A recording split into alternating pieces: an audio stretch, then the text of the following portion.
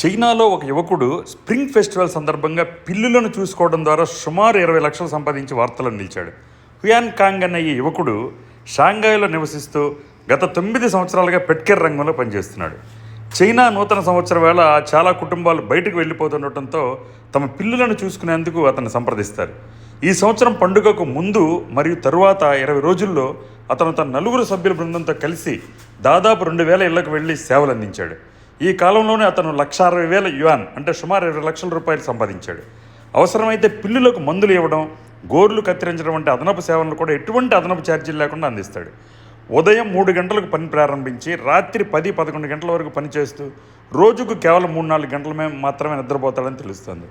ఈ సంఘటన పెట్కేర్ సేవలకు పెరుగుతున్న డిమాండ్ను స్పష్టంగా చూపిస్తోంది. అయితే మన తెలుగులో పిల్లికి కూడా బిచ్చం పెట్టడం అంటారు, పిసినారిని చెప్పడానికి. కానీ ఇక్కడ పిల్లికి సేవలు చేసి సంపాదించిన వ్యక్తిని మనం తెలుసుకుంటున్నాం.